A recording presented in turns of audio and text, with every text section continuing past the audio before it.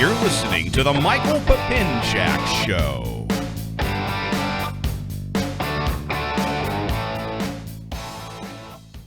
Hey guys, thank you so much for tuning into TMPS 124. I'm joined by Jason, and so we had Chris on the last show, but it's not that Chris, it's the Chris from the show before that. So we are going Chris, we're doing back to back. No, actually Chris, but yeah, in opposite order. Yeah. Crisscross. Yeah. You know, this is a late show for us. This is. We are starting recording at 9:12. Usually we're well done with the show by now. We do it for the listeners. Yes. Really. We just sat through a long meeting and did you learn anything or no? No, not really. No, but it was the same as the meeting before. I caught up on some Instagram. Yeah. And some Facebook. I was like, is there anything new here? I'm pretty sure they copied the same agenda from our first meeting. That's what he does. Yeah, well, it's pretty much like, here was our agenda. Well, actually, that's kind of how... And when they don't have an answer, they're like, Jason, can you handle it? Yeah. And I'm like, okay. All right, so we're going to talk about a few things. Let's do a watch check real quick. The last time we had this Chris on the show, it was a watch show. So I'm wearing a Tissot PRX, not the quartz version, not the automatic version. Wow, it's a good distinction. Yeah, well, it's a little bit of a price difference and a different dial. Chris, have you got anything new since the last show? Are you still rocking that? Have I purchased anything new, or am I wearing anything new? I'm not wearing any. I'm not wearing anything new. I'm trying to think if I've purchased anything since. You got your sub date on? I do. I do have my sub date on, but I did. I actually did purchase a Casio World Time and an F91W. Oh, there you go. Together. So it's a little small. You were saying it is extremely which one? Small. The F91W. Yes, it's the very World small. Time. I will credit the World Time is actually the perfect size. I think for a square, rectangular, whatever you want to call it, face watch. The F91W is a little small. It is tiny. Well, let's donate it. Yeah, it's tiny. We'll donate to somebody with little hands. Yeah.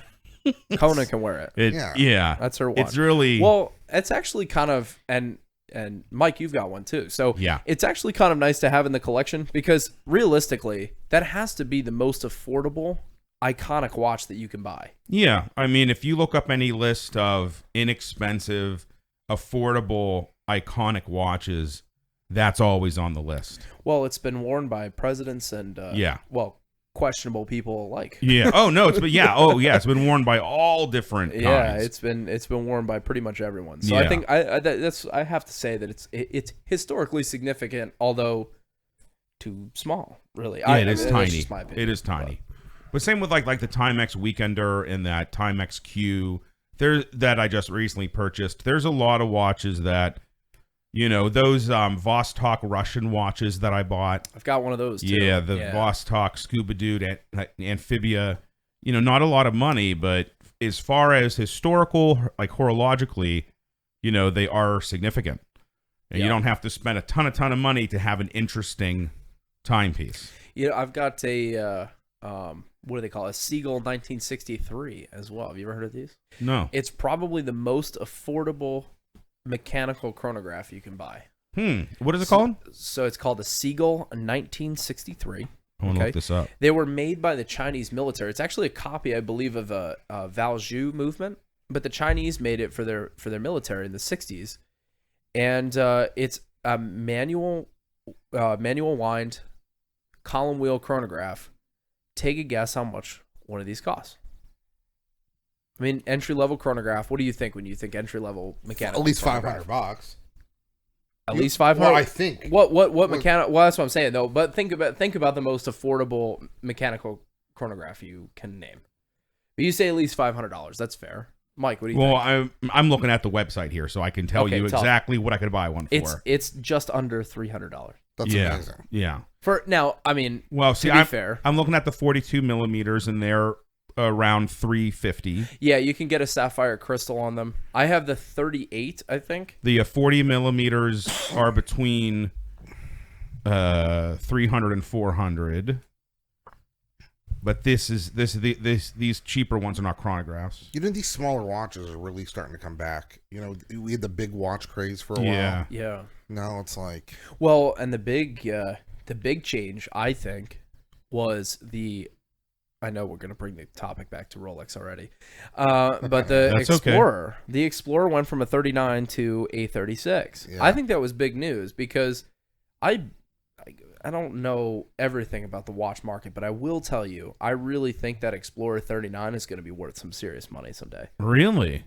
Yeah, because I mean, well, think about how many people would consider 39 millimeters to be the perfect size. 39 millimeters can be worn by pretty much everyone. Mm-hmm. Yeah. Well, you could dress it up. You could wear it casually. Exactly. And the Explorer itself is probably 36 is small. the perfect one watch collection. Right? I For mean, me, I think 36 is small. I do too. I listen, sometimes you can pull it off depending on how the case wears. But I don't know enough about the Explorer to say whether or not it wears true to the 36. Matt has an Explorer. Well, we better check. What does he have? 39 or 36? The 39. So that thing's going to be worth some. Well, already they're trading for like 11 grand. Yeah, he wants a Coke bezel. Good luck. He wants an early one without the lug The bolts. Coke or the Pepsi? So he wants the black and red? Yes, he wants the Coke. He said Pepsi's are Mickey Mouse. You know what I actually like, surprisingly enough? I like the all black GMT Master 2 bezel. With the green hand, I think it's perfect. It's all blacked out. It's basically a Submariner date with a GMT hand, and the only thing that would make this Submariner better is a GMT hand, because I think you can add a GMT hand to any watch and it makes it personally. So they no longer make the Seagull 1963. Is that what you're saying? Because I'm looking at there's some really kind of odd websites that are selling these watches. Here's the trick with the Seagulls. Okay, no, they don't make them, but yes, they do. So you have to remember it's Chinese manufacturing. So there were several different manufacturers, like actual facilities that made this watch. Yeah. So some of them still make it, but it's not technically owned by Seagull, but they still brand it that way. So, I mean, to be honest with you, there's if you really get in deep to the Seagull world online, they're very good looking watches. It's debatable as to whether or not all these 1963s are real. Some of them have engraved case back, some of them don't, some of them have this, that, and the other thing. So it depends on who you ask whether or not mine is real. To be honest with you, I got mine off of Amazon. And it works great. It looks great. I don't know if it's fake. Who cares? I mean, does it say that Zhuan on it? I don't know what that is. Yes, it does. So it says 19 and then or 21. Oh, okay. Okay, that's a 21. Okay. Well, so it says 19 or 21. That actually indicates the number of jewels. Okay, and then there's some Chinese characters down below. Yep, that says water resistant, I think. I don't remember. So I did some research on this watch back when I bought it, and I actually purchased it, and then the shipping company reached out to me and said it never got sent to me, and so they refunded me. And then a week later it showed up at my door. So I actually got it for free. Oh, there you go. Guys, I came home from work today. Yeah. I forgot to pay my water bill for 2 months. We're going to shut your water off in a week. So I got to pay that bill tomorrow. Well, I was starting to wonder what that smell was. You want to know something? I'm on a fixed income, guys. So I can't pay every bill. I once got a letter of cancellation for my car insurance. Really? Okay, so what happened was I had 4 cars that I was paying insurance for. I went down to 2 cars. So, I had been paying... So, I paid the bill for the 4 cars, and then in the middle of that billing cycle, I got rid of 2 of them, and I only have 2 cars, so obviously my premium went down. So I thought I wasn't getting a bill because I was, paid ahead. Yeah. No, I was supposed to be paying bills, but I never got it in the mail. So I just assumed, and I said, excuse me, I'm not getting bills. And then I remember there was another one, I think cable bill, something like that, where they were like, we haven't received a payment from you for a while. Is your address 112 something? I'm like, no, it's 221. Right. So they had my address wrong. Yeah. I'm like, I've gotten bills from you before. Right. What happened? How did all of a sudden my address become incorrect? I don't understand that. So here's the Talk about Mickey Mouse. The insurance guy in the room is now going to inform you how this stuff happens. So, did you inform your insurance company within 60 days of relocating that you moved? I don't know, but I was getting bills from them before that to this address. Oh, and then the address that's what I'm talking changed. about. Was the address that the vehicles were registered at? Did you change the vehicles? Yeah. They were okay. So you changed the registered. And I had my address. agent do it. Like everything was kosher. Everything was done properly. It's just you understand. Like I all of a sudden was getting bills every month, and then not. But like I said, I thought I was just paid ahead because I went from 4 cars to 2. I thought I kind of had like a little bit of extra cash in there. I wonder if your agent accidentally rewrote your policy with the. He might have rewritten your policy with only 2 cars on it instead of 4, instead of just what's that? Instead of just removing them and accidentally used your old information to do it. That could be possible. Regardless, I mean, I got it all sorted out because I'm like, I can't lose my car insurance. Did you see that anniversary Countach today? Bring a trailer. No. Did $738,000. Wow. That's hey, why don't you just write a check? You can have another Countach. Yeah. Rock and roll. Let me just do that. Yeah. Let's just have a fleet of them. A fleet of Countachs. Yeah. Guys. Can you imagine? It's crazy. Now, I'm wearing the IWC Portuguese chronograph today. Yes. That is a gorgeous. Which one? Because they make like 15 of them. I don't know. It's the one with the blue band. White face, blue. And it's got the 6 and 12 registers, not the 9 and 3, 3. 6 and 9. Yeah. Yeah. Which I prefer. You know what? I don't mind it.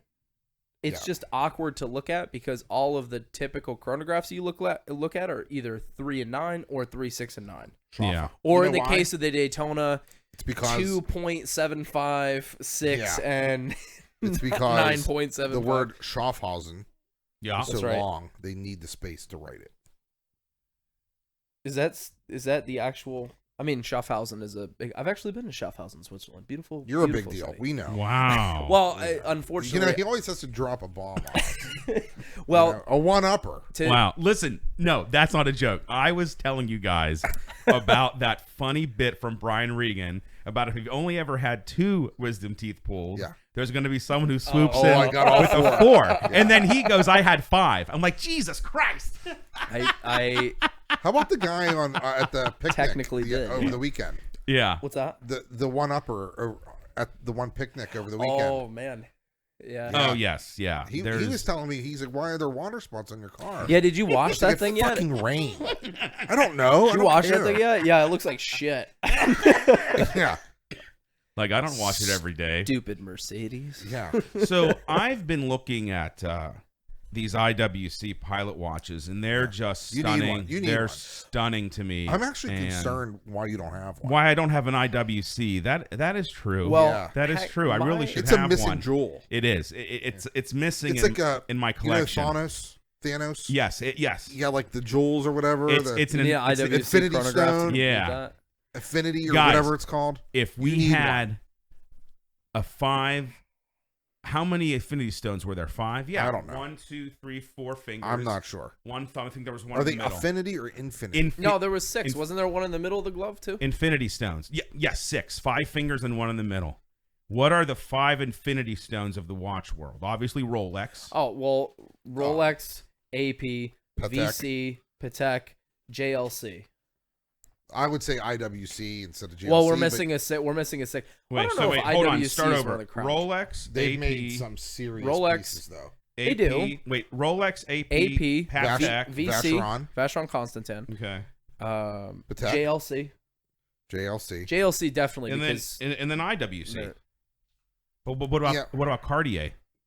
Yeah, they made the first wristwatch. Hang What on. about Journe? Well, hang on. You can't just say IWC. What about like Blancpain, for example, who made the first dive watch?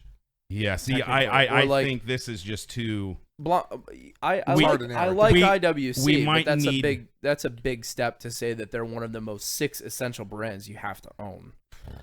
Wow, I don't know, but maybe we need 2 gauntlets. Goblets. Goblet. What am I talking about here? I don't know what you're talking gauntlets. Your hands are out. What are you doing? He's holding his hands like like they were just burned or something. Like, No. look at my hands. Thanos wears that, Oh, that okay. thing. I was like, what are you doing? That thing with where the thing? stones go The in. gauntlet. Yeah, there it is. Yeah, we I need don't two know. of them, I guess. That was bizarre. I think that's too difficult of a conversation. There are just so many legendary watch brands. Well, I think the top 5 are pretty reasonable. I mean, Yeah. Rolex Yeah. is the reason we all wear wristwatches today. Yep. AP, VC, Patek Philippe, the big 3. Guys, Yeah. APs do 0 for me. I look at None of them? None of Not them. a single AP is your thing? No. That's fair. They're literally they stir 0 emotion. But they're still iconic. You still have to have them considered on the top You know what? 6 watch brands. It would be like to own a Royal Oak to say that I have a Royal Oak. Yeah. Eh. And the Nautilus is, well, that's Patek, but still. It's If I had a 1921, okay. I think, like, to me, Oh, the VC. Yeah. That little cushion case. That's yeah, it's okay. a good. Well, that one VC that's has the that That's- to me yeah, is the- like it's the is like tilted, your watch. It's the tilted cushion case. Yeah, That's that my to holy me, grail watch. That is like you like that is for you. Like that was it's built for me, yeah. built Yeah. for you. You guys should chip in and get me one. Yeah, I think I kind of feel Get like you a Christmas is just around the corner. yeah, stocking stuff. Yeah. A Vacheron. well, gee. Here's the, I mean, if I would have known, I would have gotten you one before the show. What Yeah. the heck? Like, yeah, let me just So- drop. What are those things? 25 now? 31. 31. Jesus. For you? For a 3-hand watch. Yeah. I So mean, what? not that I'm saying. For- Listen, what- For a What do you three. think? I don't know what day it is? that's not what I'm saying. But like, Kinda is. Think about it. You can buy a 3-hand watch from Seiko, as we've proved earlier, Yeah. for $150. Yeah. I It doesn't know. have a red band with rose listen. gold. Yeah. Listen, I know there's a big difference between VC and Seiko. I'm not under the If impression I that they're had a anywhere 1921, near the I same would wear it quality. every day. But look at my 1921. This does bring back the point, though, that I made in the last time I was here, and the fact that Rolex is actually quite a bargain for what they are. Oh, I agree with that. Well, I have to say something. When you look at my Cartier Santos Blueface, Sure. and I looked at the Dark Side of the Moon Speedmaster today. Mm-hmm. One is 7,450, I believe, and the Santos is under $8,000, and that Dark Side of the Moon is $12,000. Well, okay, you're also talking about mechanical chronograph versus just, again, a 3-hand watch. That is true. Talk about Stainless steel versus ceramic. So they've had the ceramic dark case. side of the moon in the case. Yeah. Yeah, I was. Did you try it looking at on? No, because we had to get to the meeting. I just wanted to, and they had a Hesselite and a Sapphire. They had it all there. They had all the moon watches, except for the MoonSwatch, which we will get to. They didn't have the Snoopy. Well, but the Silver Snoopy's a special Well, edition. the Snoopy's not retail anymore. No. They're sold out. So like, Yeah. What's and it 2 years old? market Or prices. Market price for those right now is $32,000. That's why. Honestly, though, worth listen, every penny. There's something about that watch. If I could afford it, I'd have one. It's special. I'd have a Snoopy. Yeah. In fact, I'd buy the 40th, 45th, and the 50th anniversary ones. All right, so now this is a real question. Coolest chronograph they make. In any brand? Yeah, any brand. Just what's the coolest Coolest chronograph chronograph. that you can name? I've got mine already in my head. I'm curious what you guys have. Oh, I don't. There's so many. I don't know. even. I mean, for me, I don't know what it is about it, but when I saw my first Breitling chronograph, Which one? Pilot's Like the- watch, just like The general. Navitimer? The Navitimer. I yeah. just I remember I was in St. John. I was in the Caribbean, and I was just in one of those. They have tons of jewelry stores down there, and in the Caribbean. And I said, "Can I try this watch on?" And she goes, "Do you? No. Are you? No." She let me try it on. Who were you? And she goes, "Are you a pilot?" And I had no idea what a chronograph was, or You should have said, of course. and she goes, "It's a $30,000 watch. It was rose gold." And I asked her to take it off. Oh, that's the. Let me Yeah. guess. It was a B08. Oh, Which is the Rattrapant. I mean, at that time, That's I the- didn't even know what a Breitling was, let alone anything specifically. And then when it came to getting one, I got the Bentley Motors Breitling. I really liked the Bentley Motors, or like the Breitling for Bentley edition watches. Yeah. And I got the Bentley Motors one. It's a beautiful, huge blue dial with 3 sub. It's just that to me is just a gorgeous watch. This but is I mean, probably my favorite chronograph. what The IWC. yeah. But I have the Maxi Marine chronograph Ulysses. And Ooh. that's a really Okay. that's a really nice watch. But it's a marine chronograph, so well, mine has the leather band, so it's not like I'm gonna go diving with it, but I like that. There's something about that, I like. Have you seen, speaking of Breitling, have you seen their Premier series? Yes. Chronographs? I think Yeah. their Premier series with that pistachio dial Oh yeah, I is saw a that. phenomenal. Well, we talked It's to gorgeous. It's gorgeous. your That's girl about it. Yeah. When we were picking his up Yeah. or ordering his. Yeah. And they had it available in stock. Yeah, it's in the case. Yeah. And I was like, is that the pistachio one? And yeah, I mean, it is striking. It's so funny because It's an I also interesting asked her to watch. try on that same watch. Like, it's funny Yeah. that you and I both went in there and Yeah. that it's, you know what, I don't know if they make it in the Rattrapant, so that's that like split second 5,800 for the pistachio. There's Probably 9,800. 9,800. Yeah, they're expensive. To me, 510. What's the difference? Mm-hmm. Well, fair enough. I but just lost my left ear than right ear. I Yeah, did same. too. Same. I don't know what just And then it happened came there. back. And are you guys back now? We're back. Yeah, I we're don't good. know what happened. There's something going on. There's like some weird Stranger juju. Things. This is this is some Stranger Things. I lost the microphones for the last show. Our headphones just stopped working for 2 seconds. So I'm hoping that we're still recording properly. But anyway, sorry. Good. I'm on the Breitling website right now. Look up the Premier series, and Okay. then pistachio. They have a pistachio green dial. I don't know if they make it the Rattrapant, but I would like that if they did. I like how, by the way, that we all unanimously did not say the Daytona for the Coolest Chronograph. It's the most overrated watch there is. Yeah. Yes, Overrated. Yeah, it's overrated. got to be. Yeah, I'm trying to think if there's any. You more, know, but no. I mean, I can understand how you say the Daytona's overrated. I mean, okay, so if we're talking like the greatest chronograph of all time, I think it would be the Daytona. Well, if but- you're talking about like the most iconic, Yeah, it's probably. but as far as like it's my probably favorite, no, it's not my favorite. Breitling. It's You know, not my favorite. My favorite chronograph So- is way unobtainable, but I would really like one. What's that? Patek Philippe 5980R. Mm-hmm. I think the Mhm. rose gold Here we go. 5980 Mm-hmm. is one of the best looking watches that Patek makes. And I like the sports watch style, so obviously they make, some very complicated watches, and they make a lot of more dressier pieces and all that good stuff. So I'm strictly looking at it from a sports watch perspective, Yes. but I really think that's one of the best looking sports watches ever made. All right, so I'm on Chrono 24. Yep. If you want to get a Patek Philippe Nautilus stainless steel blue dial 5980/1A-001 with the one sub dial. So this is thing. it's a one sub dial, but there's like two hands that actually. Yeah, I see. Yeah. 179,000. Oh, so that's the 5980 in the stainless steel. The 5980R is the rose gold, and they're about 390,000 right now. Yeah. So this one. Yeah, it's ridiculous. This one is for a 400. single 430, 220, 330,000. 430 for what? 430,000. Patek rose gold 40.5 millimeter black radiant dial 5980 new buckle. And that's 400 now. 430,000. That's a little high, but they are. Yeah, I mean they're worth a ton of money. And you know what? They are gorgeous. Yeah. If I could own one, I'd have. Well, that's not necessarily like my Grail watch. My Grail watch is a little bit cheaper than that, but still, it's a phenomenal looking piece.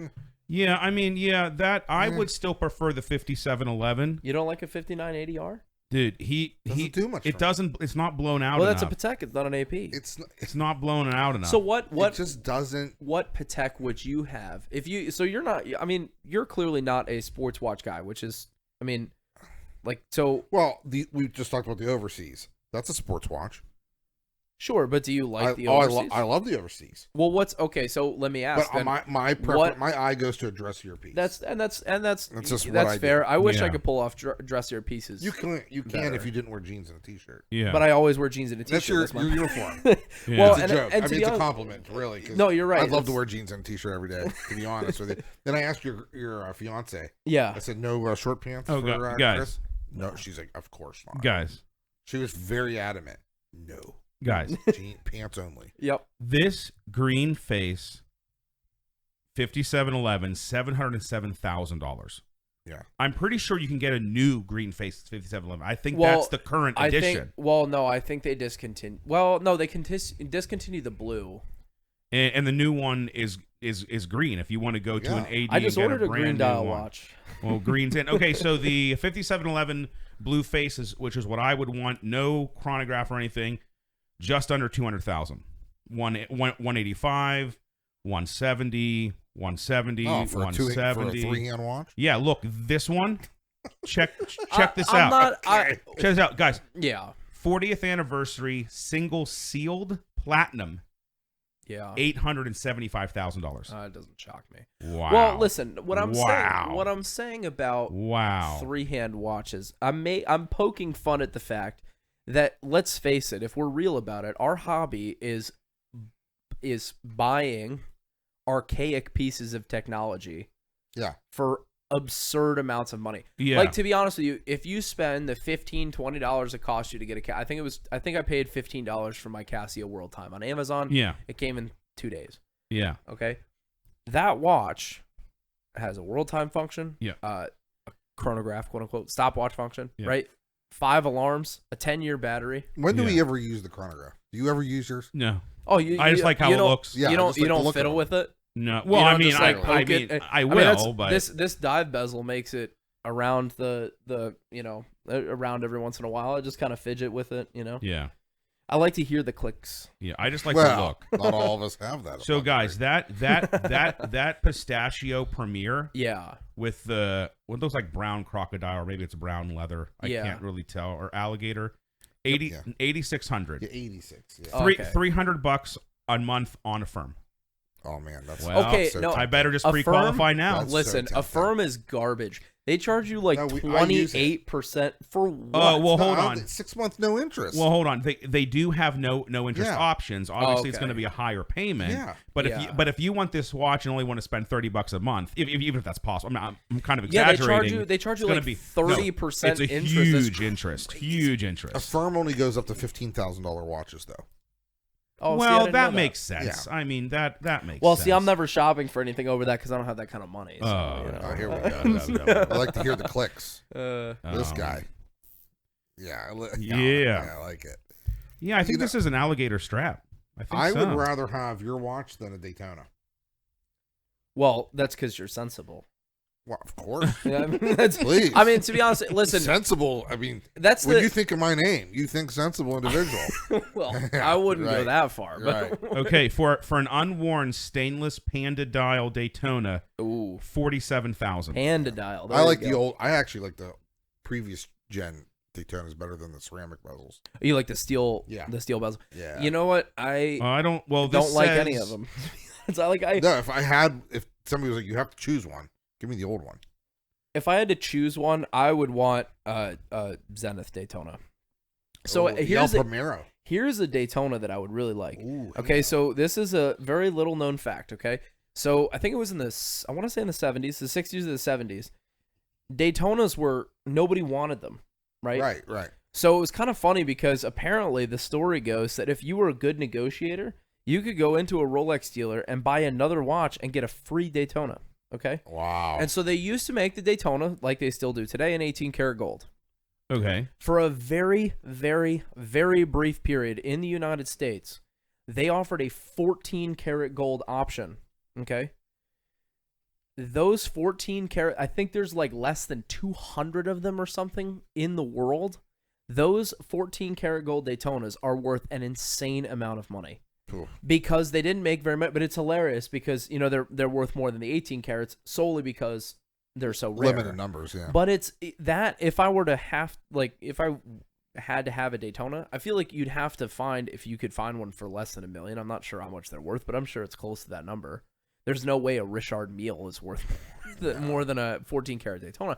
But that is something that if you were going to have a Daytona, that would be something special because there's a story to be told there, right? Yeah. With most Daytonas, you don't really get to talk about watches. You just to say, yeah, here's my very expensive investment. I put it in a box in a safe. But if you have a 14 karat Daytona, you get to talk about some history of watches and yeah. So if you could get a brand new Daytona Panda, it is $14,550. Yeah, and the resale. So if you get one, and then if you're able to acquire one for $14,550, you could then go on Chrono 24 and sell it for $47,000. Well, so here you go. So the Vacheron Constantine that I was talking about that I'm trying to muscle out insane. here. So Vacheron Constantine. So if you buy a steel VC overseas with a blue dial, they're $22,250, I think, retail. $22,000. Their resale value is $52,000. Wow. It is unreal. I mean, so I know like there's been a lot of talk the last few weeks about the watch market crashing. Yeah. Which the watch market crashing means that people are going to stop paying absurd amounts of money for an OP41 that's quote unquote Tiffany blue. Okay, yeah, because people are like stop being idiots. Because I don't know why they're paying so much for a freaking blue OP, but whatever. But there's still some those mustard yellow ones. I tried getting one of those, but I guess they're out of them. They don't make them anymore. Those mustard yellow OPs are now like $30,000. Yeah, if I wanted to get a Hulk for an Oyster Perpetual. Yeah, if I wanted to get a Hulk, I'd have to spend between 30 and 35. There's one for sale at Torno King of Prussia for 35. Yeah, this one here is that 5513 was reason. Pretty cool. They had a 5513 in there. Oh, it's fully stickered.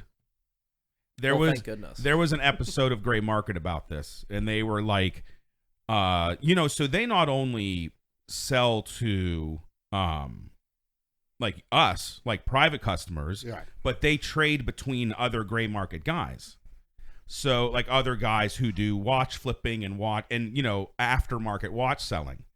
And this guy's on the phone, and he wants a certain watch, and they'll do trades. Okay, we'll give you this Rolex Panda for 3 Datejusts and $5,000 or something. I'm just making that up. Like you know what I mean? Yeah.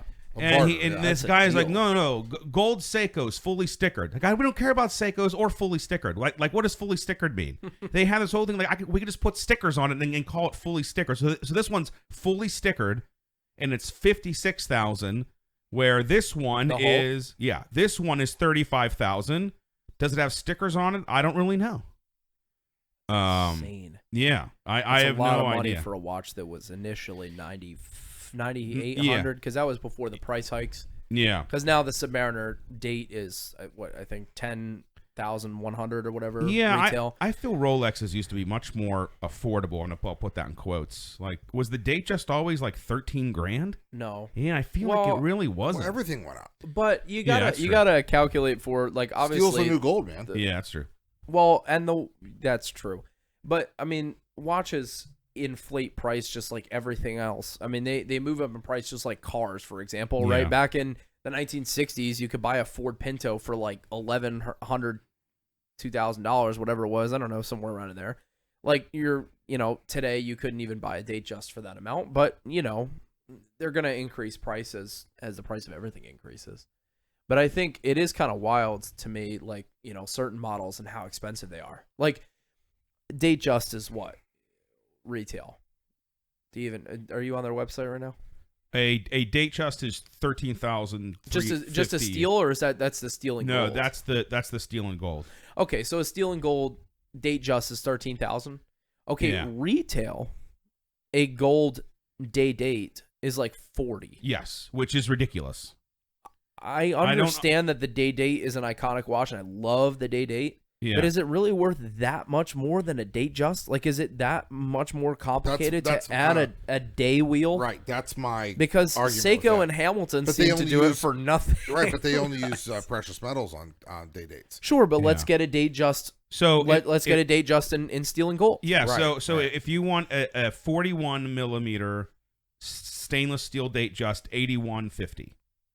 And that's with and then the fluted bezel. 8150 for a stainless steel. So yeah, they only make the day date in precious metal. Correct. He's right. So let's compare a precious metal Datejust.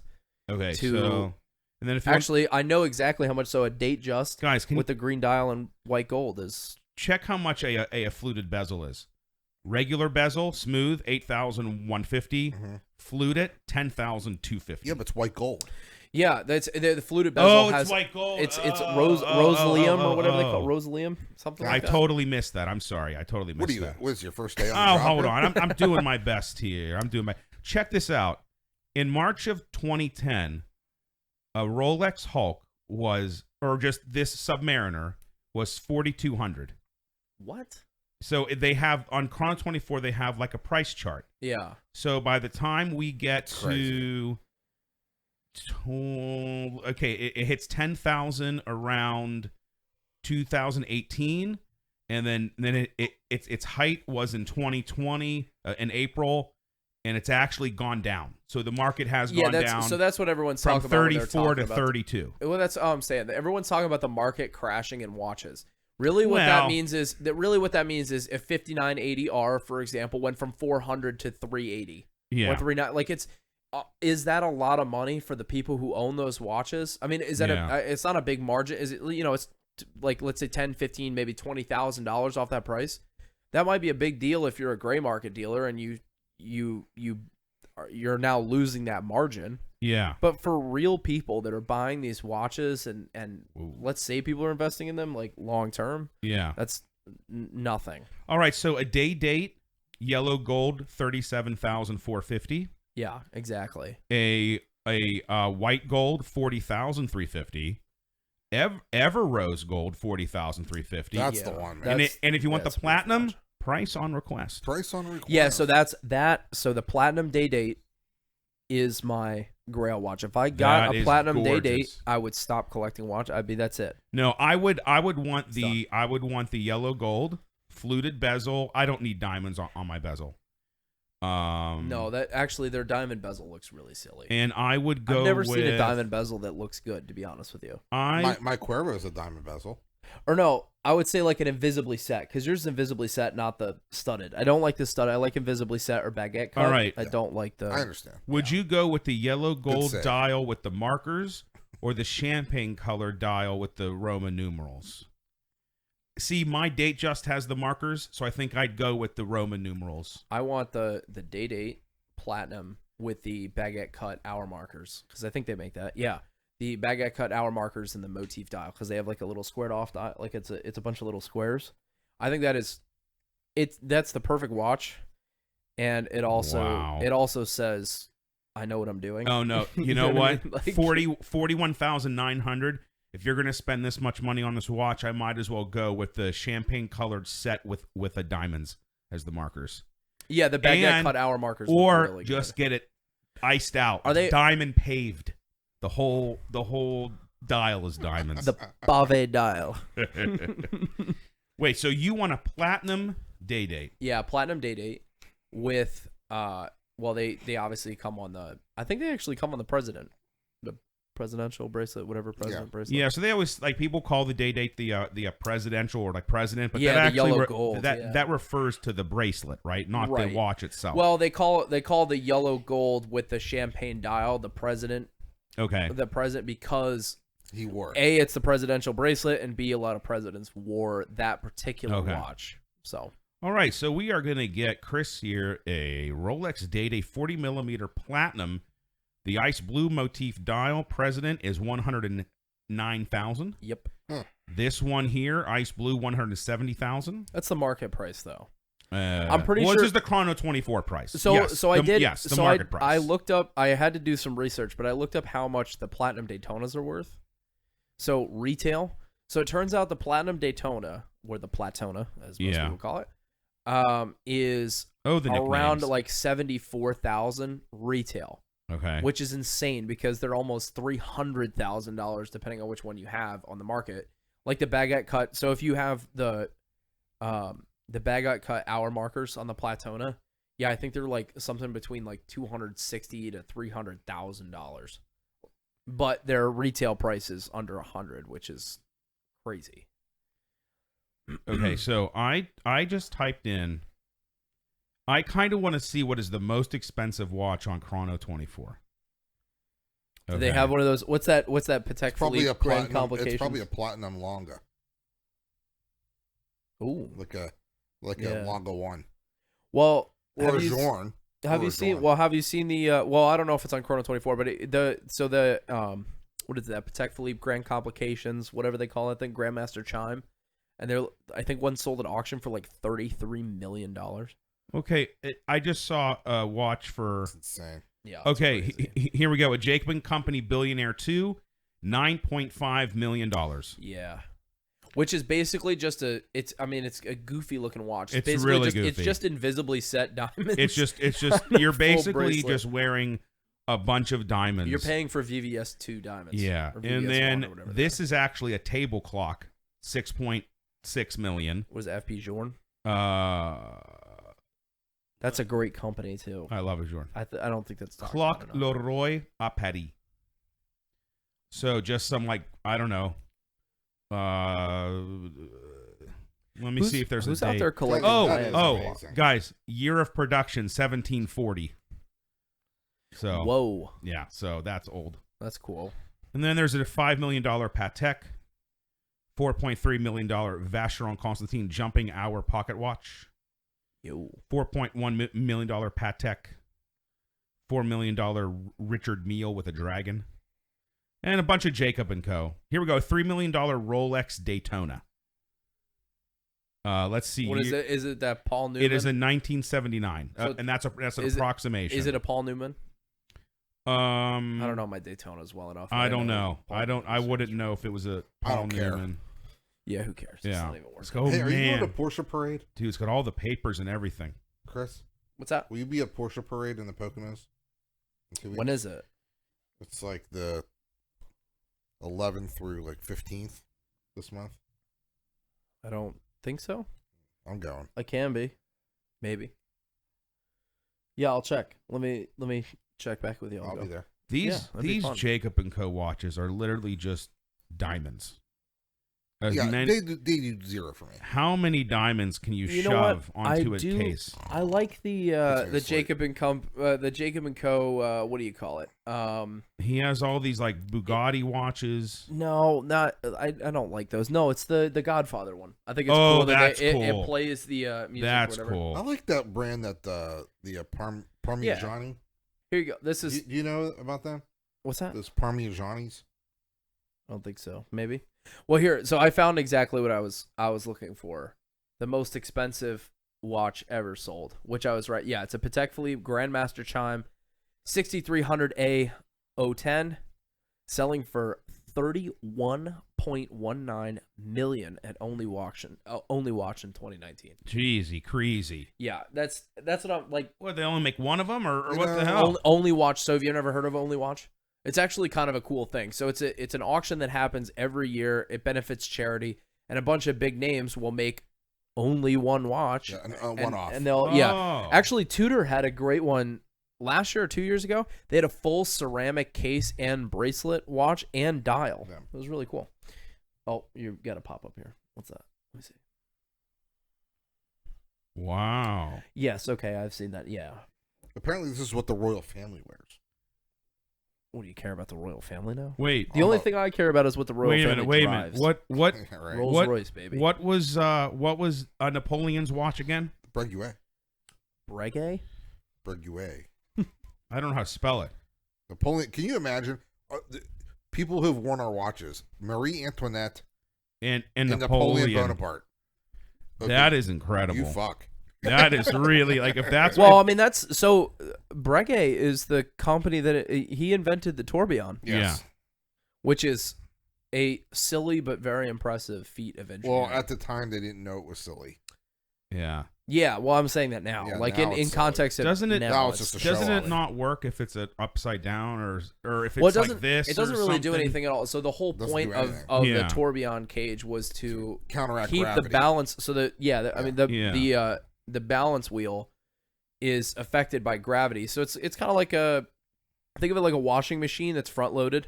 Yeah. Right? The weight is always going to be on one side of it. Yeah. And so they say not to buy front load washers because the bearings underneath a front load washer, they wear unevenly.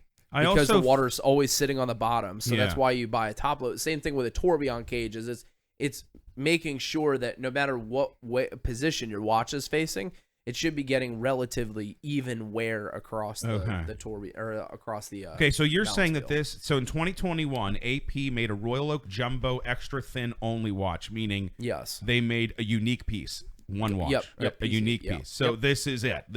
That only one person has this watch somewhere. Correct. Yeah, and so Tudor made one a couple years. Constantine. I'm gonna butcher this. Constantine Chaikin. Have you ever heard of this guy? No. He makes some impressive watches. I'll have to show you I'm guys. hoping these are alphabetical order. I don't see him here. Here, let's see what FP Jordan did. FFC blue with a hand. Oh my God! Look at that. Check this out. This is really interesting. That's a minion watch. This is he's really made some interesting. impressive stuff though. Here, check this out. I need some minions. Ulysse Nardin made a watch. Check these out. Do you think we can go? Oh, yeah, that's nice. Do you think we can get some like a mini fridge in here? Dude, we've been talking about this for 5 years. I'll get you one. I can't like keep a stocked mini fridge. What do you guys want in it? What do you mean? Like a bottle of water? This is a BYOB kind of situation. So he makes. I've seen that. So Constantine Chaikin. I'm totally butchering that. He's a Russian watchmaker, but it's basically just him. Yeah. And he makes these wild. He calls them wrist mons, or wrist monsters. Yeah. And every year he comes out with a new one at Halloween. But he also makes one for only watch. If you look him up, it's K _Chaikin, and it's spelled CHAYKIN. That's his Instagram. Here he is. I was looking under C. I apologize. Yeah, and then he made a minion watch with like a denim. Yeah, Is this the clown face guy? Yeah. He makes a bunch of these weird. He also makes like the levitating hand watches. Like that. Here, check that out. Look at this watch. Oh my God, that is so cool. I don't know, guys. That's so cool. You guys are getting into the weeds. What do you mean, man? Yeah, you're talking about weird stuff. We're talking about all kinds of stuff. Clown watches. He makes a Mars time watch, so he actually made a mechanical watch that keeps time on Earth and Mars. Guys, we can't even get a MoonSwatch. We're talking about so we're talking about all kinds of watches. It's actually I bet we can get an FP Journe easier than a MoonSwatch right now. I bet we could easily get. Apparently, I can get a Rolex easier than get a freaking. Yeah, he has a gift. For those who do not know, and I don't know if we talked about this last time because sometimes our private conversations, I don't know if we talked about it on the show or just off the show, so sometimes I repeat myself, but a podcast is really just a snippet of our private conversation. Exactly. So I forget if we talked about it on the show or not, but Omega and Swatch came together to make what that people are calling the MoonSwatch, the Moon Watch, which is the Omega Speedmaster, $6,400 watch just for like the Hesalite or regular version. They can get more expensive depending on the version, but now there's the MoonSwatch, which is only $260, but Swatch did the whole solar system. You get a sun, you can get a moon, you can get a Neptune, an Earth, a Mars, and all these different ones. The $260 plastic watch looks like a Speedmaster, a bunch of different colors depending on the planet, and they are impossible to get. Well, and for context too, Swatch Group owns Omega, and that's where this partnership came from. Sure, of course. And so Chris here was in Philadelphia, so there aren't that many Swatch stores. It's not like there's one in every city. So the Swatch store in Pennsylvania is in Philly, and so he was out in Philly for some family stuff. And I think Jason called him for something else or something. I don't even remember. But I was like, you gotta send Chris into the Swatch store to see if there's any moon watches or moon swatches, and to buy them all. And if there's a Neptune, I'll just pay you back. Not a big deal. So he goes to the Swatch store, and the guy said, tomorrow we are getting a shipment of whatever. Did he say like specific ones or all of them? Or man, I'm trying to think. She said like Neptune, Mars, Saturn, like Mercury and Pluto, I think, or something like that. It was like only some of them. Whatever. So, I don't know what she said. I know she said the one I wanted and the one you wanted, and that's not the one I wanted, of course. Yeah, so obviously Chris had stuff to do, so he couldn't just like camp out there and wait for the store to open the next day. But he goes the next day around noon or so, already sold out. So I must have called the Swatch store in Philly today 50 times and they never picked up. And they literally opened before it even rings. Thank you for calling the Swatch store in King of Prussia Mall. There are no MoonSwatches. So if you're calling about the MoonSwatch, just hang up the phone. Like that's basically like what the message says. And then their answering machine is also that same message. So I called, there's 2 Swatch stores in Las Vegas. I called them. No one's picking up the phone at any of these Swatch stores. Yeah. Because, I mean, all I want to know is, if you get a Neptune in and I want one, could you call me so I could pay for it and will you ship it to me, or do I have to drive to King of Prussia? However, I would spend more in gas getting to King of Prussia and back than I would for the actual watch. Nowadays, yeah. For sure. And if you go on Chrono 24, you can get a Neptune, but you got to spend $1,300. Yeah, actually, speaking of, real quick, before we get off on a tangent, it cost me almost $200 in gas to drive out to Philadelphia and back. Yeah. In my truck. Yeah. Yeah. So anyway, so you're right. insane. I mean, you'd spend about the same amount of money. The manager was like, "Oh, yeah, here's my card. I write down my name, and I wanted a Mars, and then I talked to you guys, and I was gonna grab more, and I got there. She said to come afternoon. She kept emphasizing that afternoon. That's when we restock. I guess they open at 10, but they restocked at noon. Yeah. Or whatever. I don't even know if they opened. I have no idea what they. It was a Sunday, so I guess you could look it up. I don't know what time they opened. Whatever. And I said okay, and so I showed up at 12:28 or 12:26, whatever, somewhere around there. And they were already out. They were handing out the last ones or whatever. It's incredible to me. Yeah. And you know what sucks is I don't flip watches, so I'm not going to go and just flip this a week later after I get sick of it. Like I buy, or just, I kind of get my itch scratched. Yeah, like you know what I mean? I know exactly what you're talking about, because you look at all the watches in your collection and like, what am I missing? Yeah, it's like, and then you're shopping and you're like, man. And I want the Neptune because I love blue, and also I want to get a real Speedmaster. So I'm not really interested in the Moon version, which looks like the Speedmaster. You know, at that picnic the other day, that guy that was at the table with us, he was wearing a Seamaster. Oh, really? The blue face, that was a nice looking watch. And that wasn't automatic too. From that, so it was an older Moon watch. It looked like it was it from. Wasn't a Moon, a Seamaster. Or I'm sorry, Seamaster. I'm sorry. Yeah.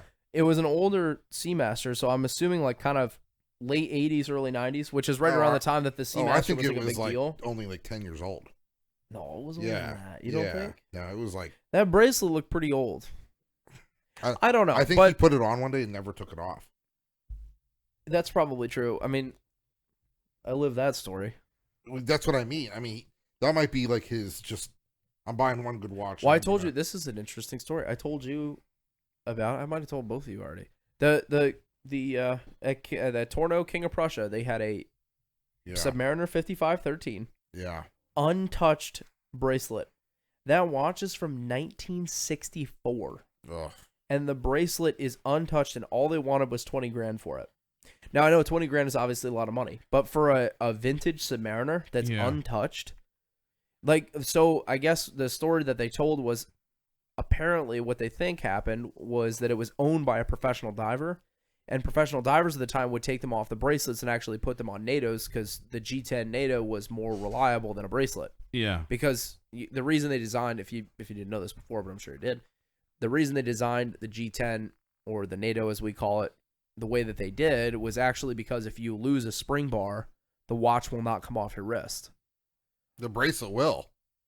Correct. Yeah. Which is why they designed the NATO. That's why it has that weird pass under and then back through. Is if you actually get loose, if you just played with it, if you actually took a spring bar out, the watch will hang, but it'll still hang onto the strap. Oh, and I for see. a diver, if you're trying to keep track of how much air you have left, that's pretty important that you don't lose that. I have a question for you guys. I'm on the Omega website. I wanted to look at what the Seamaster looked like. So, because when I think of the Speedmaster, the Moon watch, I have something. Mm-hmm. But when I think of the Seamaster, I don't have anything going on. But it's that goofy here's helium escape valve. So under Seamaster, you have Aquaterra 150 meters, and there's 1, 2, 3, 4, 5, 6, 7, 8, 9, 10, 11, 12, 13, 14, 15, 16. 18, 19, 20, 22, 24, 25 watches just under that. Yeah. Yes. And then there's and then it says see all of the so there's even more. And then there's Planet Oceans and there's Aquaterra, there's Aquaterra Planet Ocean, there's Aquaterra Small Seconds. I sent you that Ultra Deep the other day. Yep, the Ultra Deep. Yeah. Oh man, I love that. That thing's pretty sweet. I love that. What do they make a brushed titanium case? I'm on all that about thing? it. I'm so cool. I guess when I think of the Seamaster, the Diver They have 'em in the 300, the 300 King of meter coaxial master chronograph, this is what I kind of think of when I think of a Seamaster. Yeah. If you can see that. Yeah, the blue on blue. Yeah, but the that's just, James, you think of the James Bond. It's kind of like You ever watch the their James Bond version movies? of a Sea Dweller, basically. Yeah, it's exactly what. Well, so have you seen? It's their version of a Submariner. Jay, this one's called a Railmaster. What is that supposed to mean? Great. I have no idea. I'm a wholesome person. That's I a have sector no dial. idea. What was I was making all kinds of obscene gestures towards our waitress. Guys, look at this one. tonight. 12, look at that. You know, that waitress was cute. 1,200 meters. No? Look at that. Oh, our waitress tonight. Yeah. You know, we had her last time, and I'm hoping that she is the now official waitress Grand Prix of waitress. the Grand Prix.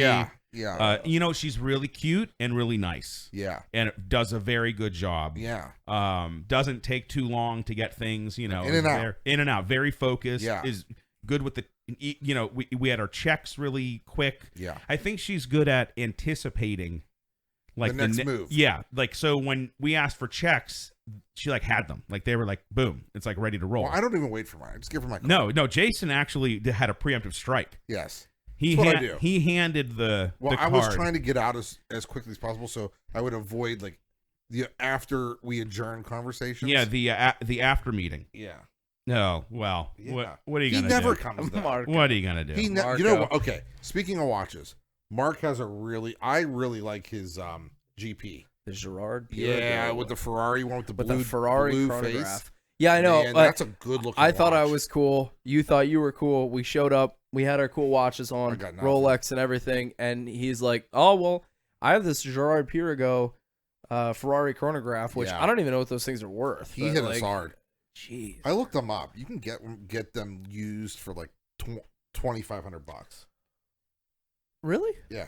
You can get into a GP for $2,500. Yeah. It might be worth. They're like older. Well, I'm sure they are, but they're still cool. He also has an ellipse. Yeah, he's Protect got Philippe. a lot of cool Then stuff. he inherited man. from his dad. What was the other one? He has another Protect too, I think. I don't Calatrava. like this. That's the other one. Oh man. Which I I'm a don't- big Calatrava fan. I know it's like Yeah. I know when everybody thinks my dad Patek, likes they're that like watch. Nautilus, No, or My or dad what's the liked other? Calatrava. Not Nautilus. What's the other one? Aquanaut. Everybody's like, oh, Aquanaut. You know, we got to have one of those. The Calatrava small seconds is a great looking watch. Expensive because I'm pretty sure they're like 13,000, but still beautiful What do you watch. care? You don't care how much stuff is. Let's be honest. I'm on a fixed income. Well, that's my line. Is the Aquanaut another Genta design?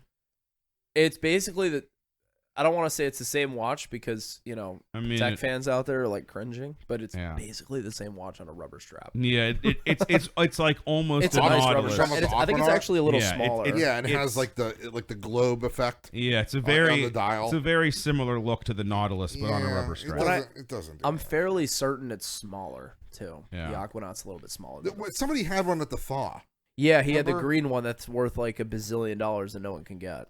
Yeah, it was insane. Yeah. Or no, he had the black one. No, he had the Sorry, black he didn't. one. He didn't have that. He Yeah, had the black one. I was that gonna green say. strap, that green on green one is worth like a ton of money now too. That's what we got to get in the business of flipping Patek Philippe's. Well, We need to get in the business of affording one first. yeah. Well, see, that's the interesting thing is how much can you buy one on credit and stretch it? Like, how quickly could you flip it to where it's not sitting on some kind of loan or credit or, you know what I mean? Like, That's kind of the best part about like Rolexes, for example, why they're so popular to flip. There is always a buyer for Yeah. a Rolex. Flip them tomorrow. but Holy but shit. here's you the can deal. walk out the door and go Yeah. sell it to somebody on the street. Yeah, well, first off, we're obviously not going to buy a Patek to flip off Chrono 24 because that's where flippers are selling watches. Yeah. So how would we get it for like a wholesale? No. Like, how would we get a Patek Nautilus? Let's You like get on a 7-Eleven? forum and you say, "Who's on the list? I have one." Skip the line. Yeah, and That's what you do. Put me in, coach. That's what the internet's for. Yeah, but like how would you get not wholesale, but like how would you get one for like retail?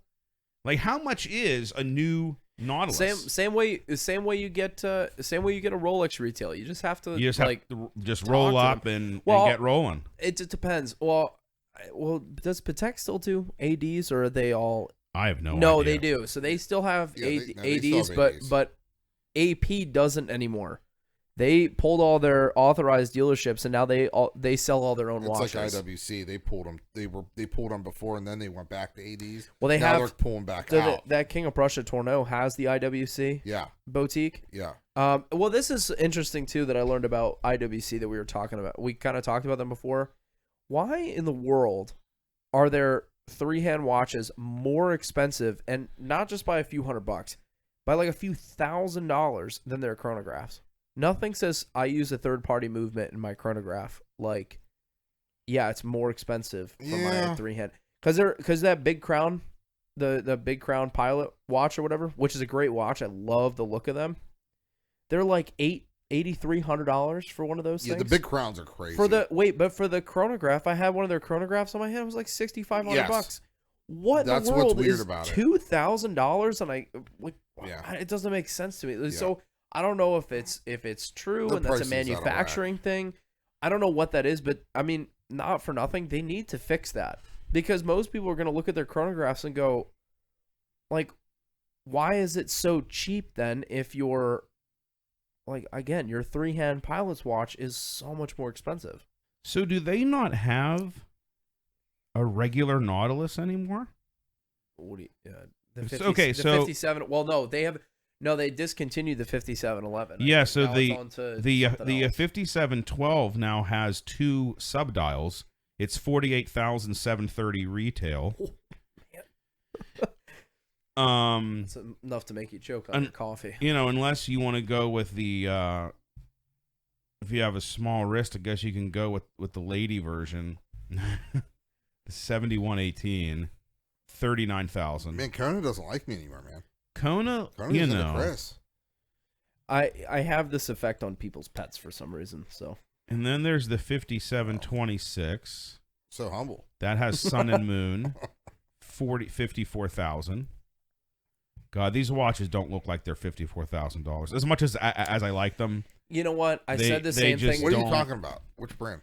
If you wanted to get a new Patek Philippe Nautilus, not off Chrono, like a new one. This white gold one, 3 subdials, $146,000. Well, let's be honest though. There's probably not, maybe a Long and Sohn or FP Journe, but they're up in the same price range anyway. There are very few watches you can actually mention in the same breath when it comes to build quality when you're talking about Patek Philippe. Yeah. And Rolex is very consistent. I think they're a great brand. I think they make a great watch. I think Patek Philippe takes Rolex, what it is, and essentially like making a very well built watch. Yeah. And says, you know, they're like, we're gonna make it even better. Like, we're gonna make it so far. It's like buying a Mercedes versus buying a Rolls Royce or a Bentley, right? Mercedes is a phenomenal build quality. They make a great car. Yeah. But then you can go up a whole nother level to, you know, absurd levels of luxury and build quality and all this stuff. Like it's to the level that it is just absolutely nuts. And that's what Patek Philippe is. They are just 20,000 miles ahead of any other company when it comes to those crazy stuff. So their retail prices you don't think are really kind of crazy? Oh, I think they're nuts, but I mean, I only think they're nuts because VC is 22 for their sports watch, 22.50, which is, but again, back to my original point, Rolex is a freaking bargain. You can buy a Submariner for $10,000. $10,000 is a lot lot. It's a hell of a lot less than 22, and sure a lot less than like 50,000. Exactly. The issue is, you know what I mean? When you go to a gathering, nobody else is going to have a VC overseas on. Oh yeah, well that's very true. 5 people at the thaw had a sub date. Yeah. Right. And 5 people had a Daytona. Yeah, I mean, it just depends on what you're looking for, you know, and obviously what you can afford. You are paying for so exclusive, and the statistic actually is I'm fairly certain this is still accurate. So Rolex makes anywhere between 800,000 and 1 million units per year. Yep. Okay, very Yeah. exclusive. Considering there are 7 billion people in the world, Yeah. and pretty much, I would say 90% of them want a Rolex at some point in their life. Sure, yeah. Patek Philippe makes like 80,000 Yeah, that's incredible. watches a year. Okay, that's Yeah, it. And I think 10%. a Long and Stone makes like 15,000 a year. That's I think it's insane. somewhere in that neighborhood. So don't quote me on the exact number, but the proportions are a lot Yeah. like that. It's like we think of Rolex as very exclusive, which it is. But again, Patek Philippe is a kick in the pants to Rolex when it comes to exclusivity, when it comes to, I mean, just overall quality. I mean, you are paying for something that is over the top. Yeah. Yeah. I mean, think about the gap between that number of watches, and like like Richard Mille probably makes less watches than that, but Richard Mille is really kind of a micro brand. Yeah. Makes really, It's, you know what I mean? And they're just like overbuilt and weird and crazy. Yeah. But Man, when it comes to like actual watchmakers, I could go to a Patek boutique for like an AD mm-hmm. and spend more on like an Aston Martin DB7 2002. It was like 38 grand or something. Like I can't believe that I could have purchased for 38,000 an Aston Martin DB7 from 2002. I was like, I like that one I sent you, the silver one. It was beautiful. Well, you gotta remember though that the car. service bill on that same car is another $37,000. Well, you gotta buy a sorted car. Yeah. That it's just like a Lotus or Yeah. You gotta buy a sorted car. Yeah. The car's not sorted. Well, that's what I was thinking. What is the price of ownership on this thing? Just because I could pay cash for it doesn't mean I want to afford the maintenance on it. I'll give you a hint. $5,000 a year. It's British. Yeah, okay. $5,000 a year. That's less than my Maserati. Well, I guess that. Well, just that's depends. Italian. It's Italian. The same. It's Yeah, I Italian guess or it it's just British. depends. You're gonna pay a lot of money. $5,000 a year. You think it's that cheap? Yeah. No, like what are we talking? Just like regular maintenance on it, or just like managing issues? A little bit of a surprise here and there. Yeah. You gotta have a little extra. Yeah, you gotta expect a curveball. Yeah. You know what I mean? But I need the OZ wheels done on the Countach. Yeah. Oh, it's $6,000. You see what I mean? Yeah, it just like creeps up. Like, oh, my turn signal stopped working on the left hand side. The repair bill is how many thousands? Yeah, like it's that's the other thing too, is no one can fix them. I don't mean literally no one, but it's the repair the folks that can repair an Aston Martin are just as scarce as people who own Vacheron Constantines. Yeah. Well, I saw one.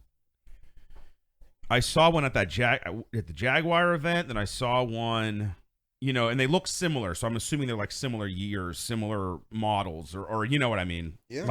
And I saw one at the other event we went to, and then when he sent me the links, I was like, wow, this car is really, really affordable. Like to say that you have an Aston Martin, I mean, yeah, it is 20 years old when I was looking at, but whatever. Get yourself a Jaguar F-Type and scratch the same itch. Yeah, for a lot less money. Nah, it won't. Well, you don't think so? No. Yeah, I mean, there's nothing like a vintage car compared to a modern car. Yeah, it's not even. Vintage is 2007. He said. No, 2002, like 2000, but 2001. Like, yeah, but I mean, vintage. I just. It's what I'm funny. saying. You're gonna scratch a similar itch. You're getting that British Roadster style car. You're getting the same kind of you buy it for the sound. I mean 90% of Aston Martin's pitch is the sound that it makes. No, you want to be cool. Buy something you're not going to see in a Target parking lot. Yeah. Okay. Wait, what did at the end of the day? What did you say to buy? An F-Type. Jaguar F-Type. Jaguar might not even be around in 4 years. They're finished. Yeah. Well, Jaguar Land Rover. They're owned by Tata, right? Tata Motors in India. Jaguar's finished. Yeah, here's a 2014 Jaguar F-Type. How many people do you hear? I can't wait to go look at a new Jaguar. Well, it's the problem because their daily drivers they're quote unquote daily drivers like the XK or something like that. How in the world is that supposed to compete with the BMW? It's in the same league. I mean, for example, like I think it's the same size as the BMW 5 Series. Yeah. A 5 Series is not the best car in the world, but will absolutely lay waste to a Jaguar in terms of reliability and all that good stuff. Yeah, you don't want an XF or something. That's junk. Let me tell you, when I was Mark, I told Mark the other day on Bring It Show there was a 95 XJ12. I was like, that's the car to buy. Beautiful long body, classic Jag. Yeah, that's a nice car. 12-cylinder. you know. I'll never forget when I was working at Volvo. The Jags and Rovers are in the same building, but you only sell one or the other. You only work on one side of the building or the other. Right. They had this like diesel Jaguar that they were literally giving away. Yeah. Like the lease deal on it was basically, please take it. Yeah. Well, that's so. Top Gear did a test on that exact sedan you're talking, the diesel sedan. They got 1,000 miles out of one tank. Wow. Thing. Yeah. Now, like, I guess whatever they tried to do this gasoline, and it's a V8, mind you. Yeah. So which is strange, V8 diesel in a sedan, but sure enough, they made the car. And Top Gear did this special. I'll have to find the episode for you guys, but they did an episode on that, and they tried to take it from, I don't know, one end of England to the other or whatever. They were doing a gas challenge. Yeah. And Jeremy Clarkson didn't really want to participate in it. He thought it was still silly.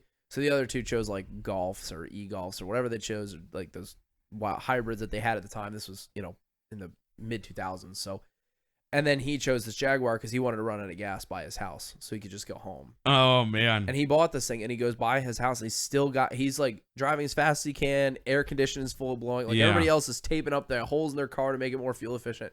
And he's like, well, I just want to get it over with. Yeah. And sure enough, he gets past the house and finally he's like, I better participate in this. He made it all the way to wherever he was supposed to go, and they dipped the tank, and there was still fuel left in it. It didn't cough by the time he got there. And that's what they said. It could have gone a total of 1,000 miles on that single tank. That's incredible. It is incredible, but nobody bought it. No. Right? No. Like, you know what I mean? Like, there were people from other dealerships, other Ray Hall dealerships, who heard about the deal coming to look at it. Because it was not only a good deal for a non-employee, but for an employee, it was like a free. It was almost a free car. Like, you know what I mean? Yeah. Like, and I'm like, I'm all set. But I looked at it just because it was on the showroom floor, and Jaguars are old news. I got to tell you guys, I really feel 90% of the business is Land Rover on that side. I don't really know who's going for a Jaguar, but I got to say, those old E-types, that I saw at the Jaguar event from, I guess, like the 60s or whatever, those were unbelievable cool. Well, there was one. That's the heyday. There was one at the garage tour we went to the other night. Yeah, really phenomenal. Was that 64 question mark? 65 that one was? I think it was a 64. Because that was 60 was 63 or 64 the first year for those? 64. 64. That's what I thought. And his was early because I think it still had the flat floor in it. Which they're worth some good money. Well, guys, I might get some of the food. Yeah, I'm a little hungry. Are you hungry? So the only thing I want to mention about Top Gun, just real quick, we're not going to go into the movie because Chris hasn't seen it, but there's an IWC stopwatch. Oh, you got to have it. That we all have to own, but it seems the only way to own it is you have to buy one of the Top Gun watches for 6,000. No, but it was 6,000 Swiss. Whatever. I couldn't find it on the American site. I only found it on the Swiss site. It's on the Swiss site. Wait, so if you buy the watch, you get a free... It comes in one like briefcase. Yeah, so it comes in like a kind of like a military looking case, and you open it. Like the football. Yeah, there's the watch, and then there's the stopwatch. Yeah. Now, it's not the same exact stopwatch that's in the movie, so the stopwatch you get with this watch actually has Top Gun on it, but the one in the movie doesn't. Just IWC. And it's like... Yeah, we like literally. Oh. So it's Jason, our other buddy Chris, and me. As soon as that IWC stopwatch comes on, Jason and I both go like that. Yeah. And our other buddy Chris has no idea He's like, what do you guys? What's the big deal? Yeah. No, but listen. So IWC partners not with the Top Gun movies, but with the actual Top Gun. Yes. Right. Yeah. And obviously that was big product placement. It was real clear and in focus. Huge close up. And Jennifer Connelly was wearing a vintage Explorer. Yeah. Ooh, yeah. Which was really cool. And he wears a Porsche design. Yeah. So I watched a thing that's he's wearing the original jacket. Yeah, and all the pilots were wearing IWC Top Gun. Yeah. And the watch he's wearing, Tom Cruise, is the original watch that Jerry Bruckheimer had. Yeah, that's the Porsche design. So the all black. So he said, I need that watch to film. And on the last day of filming, Bruckheimer took it back. and then the cowboy boots also were the original. Because I've been watching videos on their training and how they filmed them flying jets. You got to watch it, man. Yeah, you got it. So let's I go gotta see go it. see Let's it. go see it. It's badass. All right, guys. I think that was a great show. Thank you so much for stopping by. We're gonna go grab some Red Robin or something. All right, guys. Thank you so much. We'll see you next time on the Michael Papinchak Show.